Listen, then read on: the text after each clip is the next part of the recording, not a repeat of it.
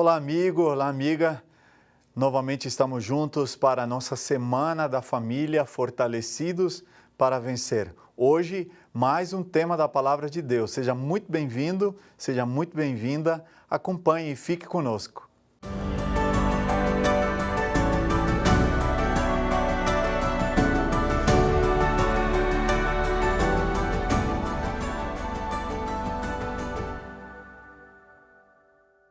O tema de hoje, da Palavra de Deus, é muito interessante. Nós vamos abrir a Bíblia mais uma vez, mas antes de fazermos isso, vamos pedir a orientação do nosso Deus.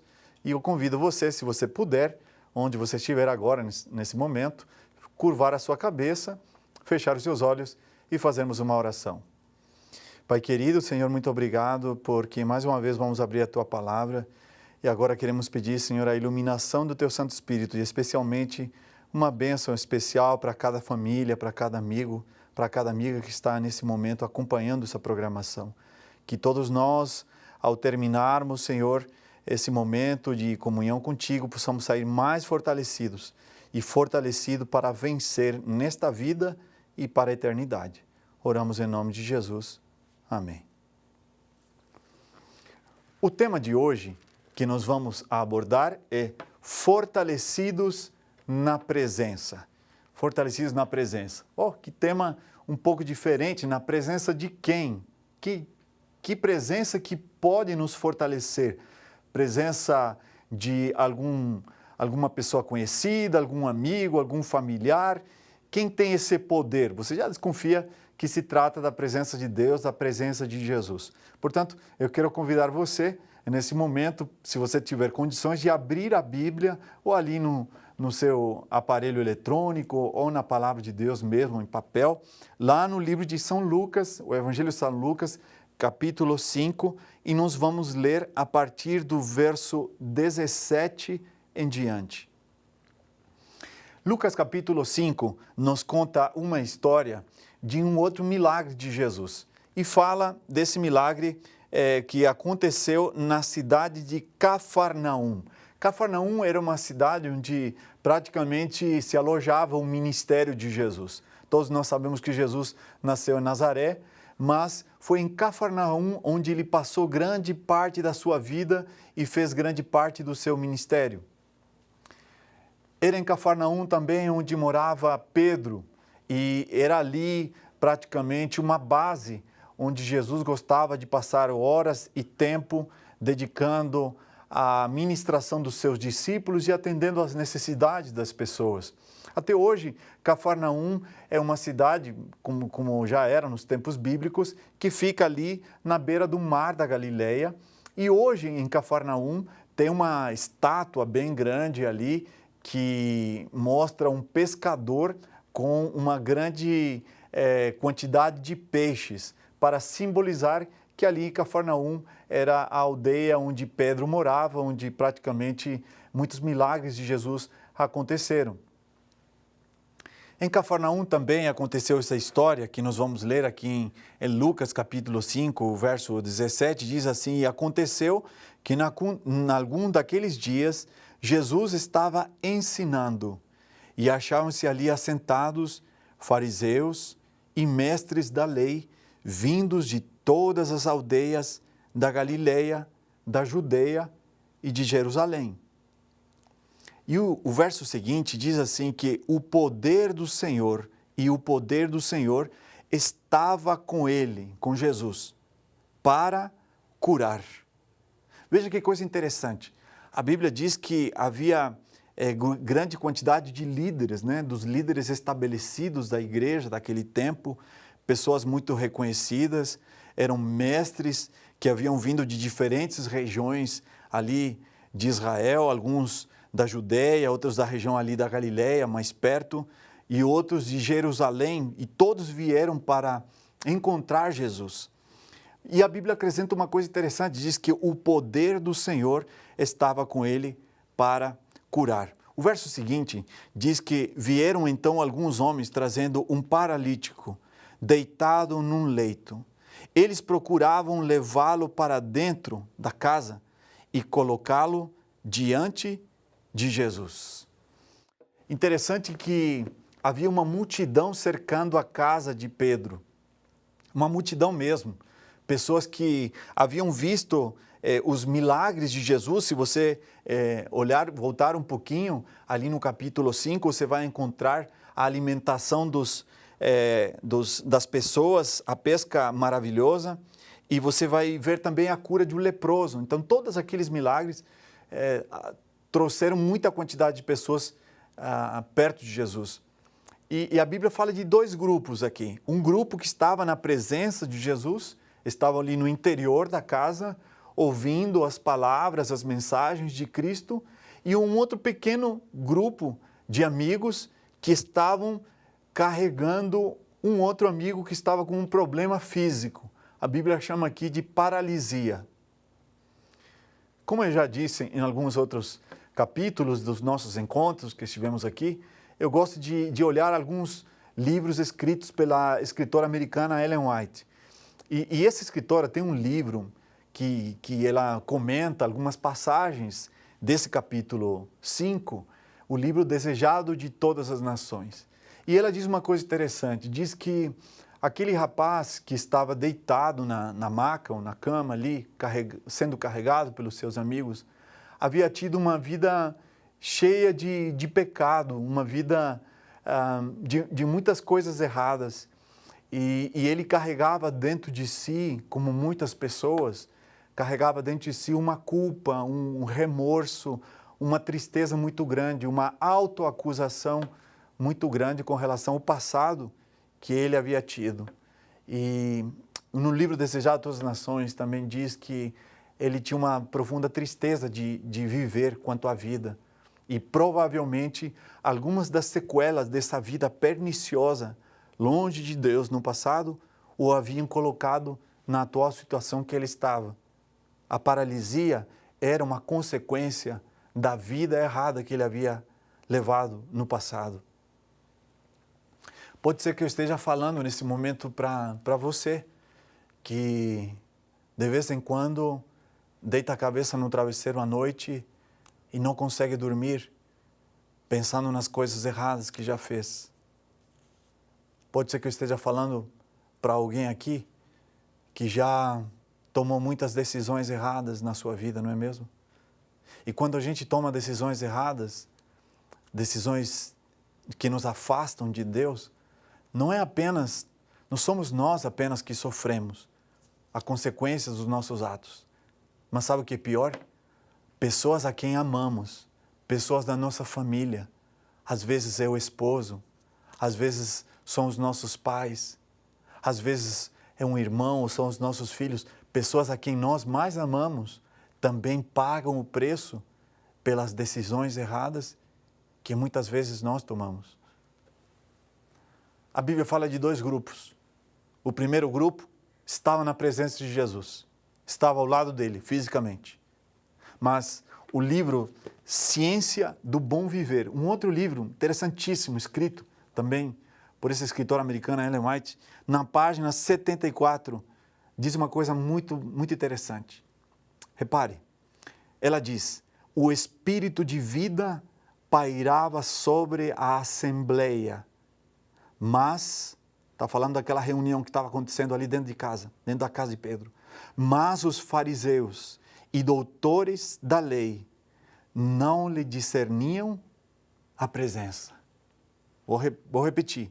Um espírito de vida pairava sobre aquela assembleia, mas os fariseus e doutores da lei não lhe discerniam a presença.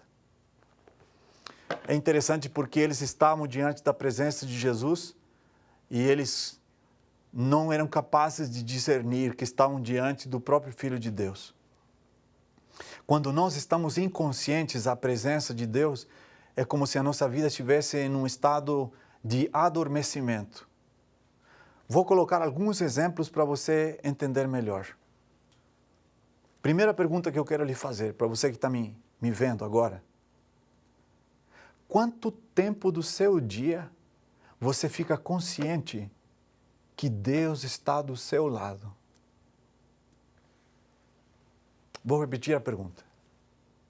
Quantos minutos, quanto tempo do seu dia, nesse dia mesmo que você levantou, Quanto tempo você ficou consciente que Deus está aqui, está aí do seu lado? Vou colocar alguns exemplos.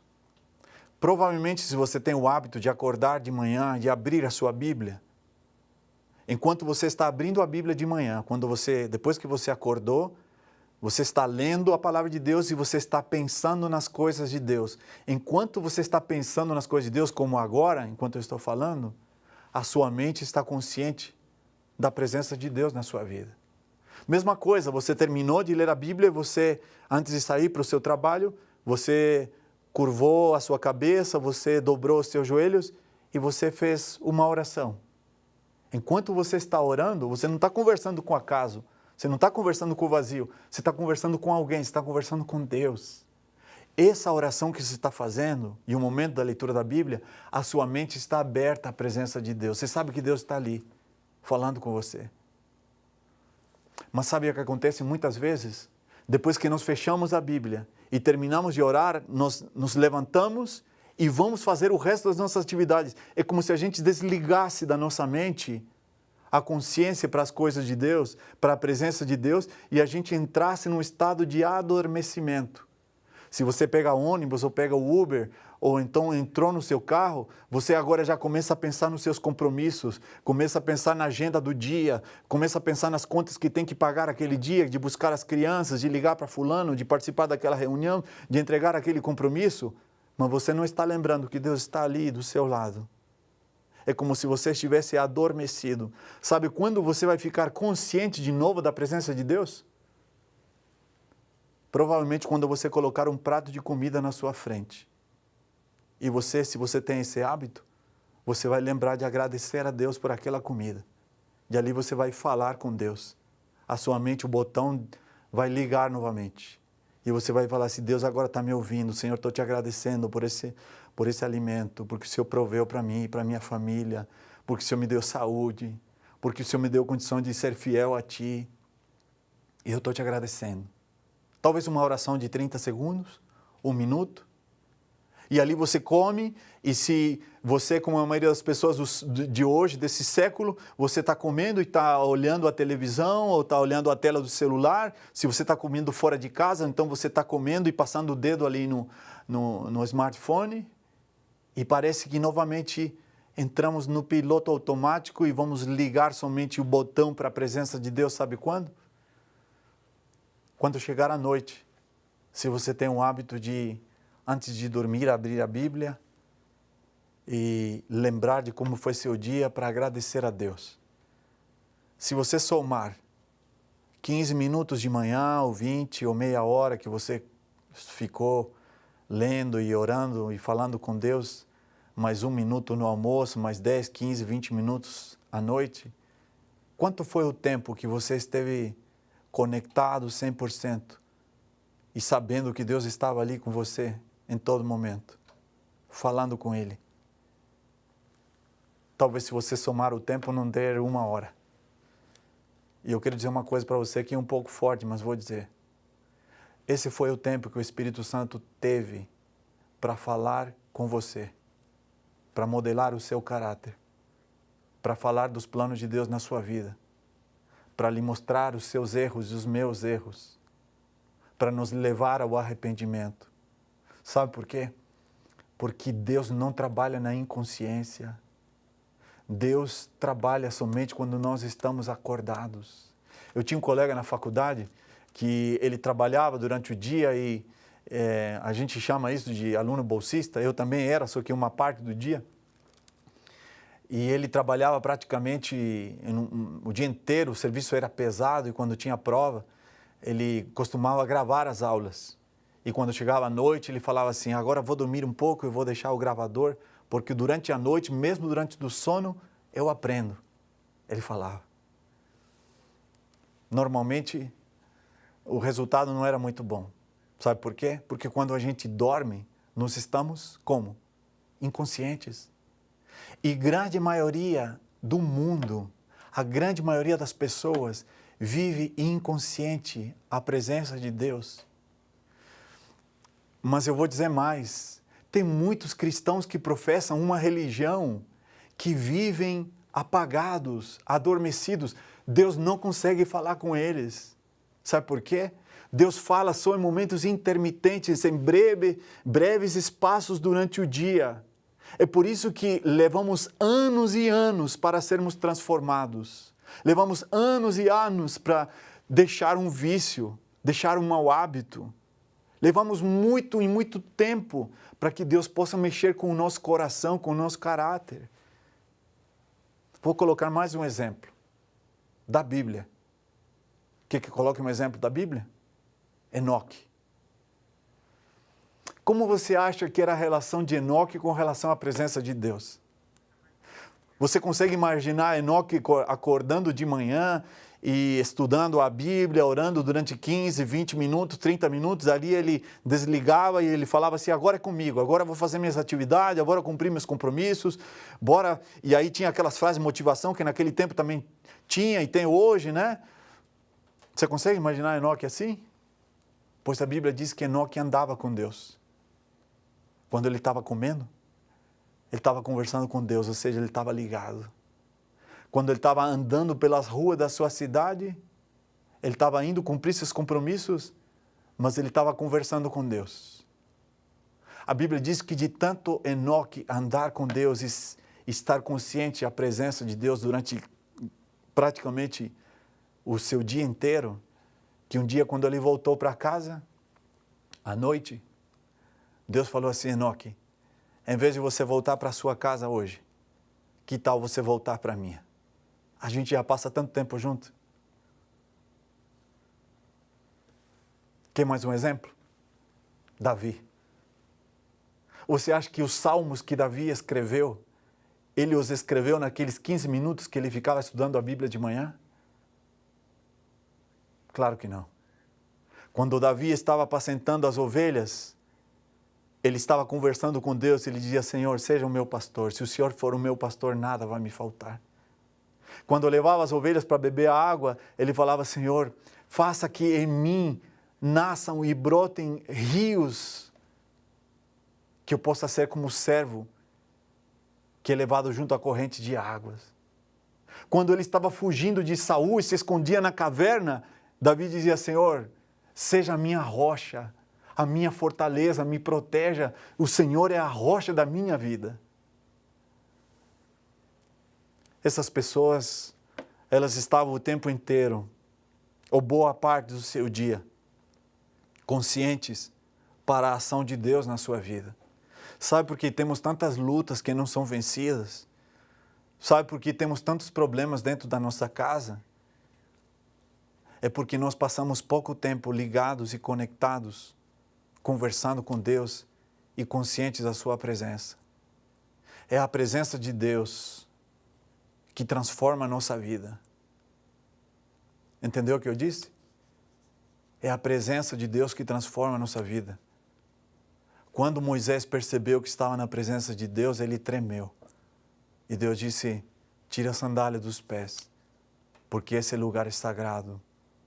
Era a mesma terra, as mesmas rochas, as mesmas plantas, o mesmo deserto, mas o que mudava era a presença de Deus. Sabe, nessa história que a gente está lendo aqui, esses dois grupos são muito diferentes. Um estava diante da presença de Jesus, mas não discernia, porque estava morto espiritualmente.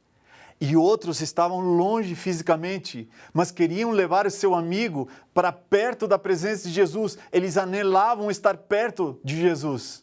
E o que eles fizeram? Eles fizeram o caminho inusitado. Você conhece a história? Eles tiraram o telhado. Jesus está conversando com os fariseus, explicando. De repente começa a descer um homem, começa a cair poeira na cabeça de Jesus. E ele olha para as pessoas e ele disse, olha a fé. E a primeira coisa que Jesus, olhando para aquele rapaz, disse, ó filho, teus pecados são perdoados. Você não precisa ficar com essa culpa que você carrega. Eu perdoo você. Você pode começar de novo. Você pode ter uma outra vida. E você veio até aqui, você fez certo. E as pessoas começaram a murmurar, e quem que é esse que agora pode perdoar pecados? E ele olha para os fariseus que não entendiam, que não discerniam nada, porque eles estavam mortos espiritualmente, porque a mente deles, o dia a dia deles estava envolvido só com tradições religiosas, com regras religiosas, mas eles não tinham vínculo com Jesus. Ele disse, o que é mais fácil, dizer a esse homem, teus pecados estão perdoados? Ou é mais fácil dizer, levante, toma teu leito e vai para a tua casa? Aí eles pensaram, bom, é mais fácil dizer que teus pecados estão perdoados, porque não quer dizer nenhum sinal público, não aparece nada, é apenas falar. E Jesus disse, então, para que vocês vejam que o Filho de Deus tem poder na terra, a ti te digo, toma teu leito, levanta-te e vai para a tua casa. A Bíblia diz que naquela mesma hora, aquele rapaz se levantou, pegou seu leito e foi para casa. E ele foi glorificando o nome de Deus. E todos ficaram admirados, diz a Bíblia no verso 28, e cheios de temor, onde diziam, hoje vimos aqui coisas extraordinárias. Sabe que o que dá verdadeiro sentido ou valor para uma comida? Não é o chefe, nem são os condimentos que são colocados numa comida. Não é a toalha da mesa, não é o prato, não são os talheres. O que dá verdadeiro valor a uma comida. O que dá verdadeiro valor a uma comida, uma refeição, sabe o que é? É o tamanho da fome.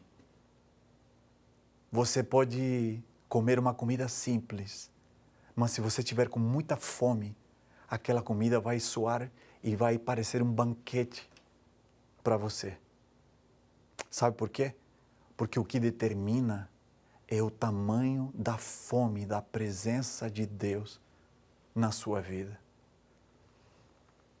O tema de hoje está encerrando, mas eu queria dizer a você que Deus espera que cada um de nós possamos a cada momento sentir mais de perto a presença de Jesus.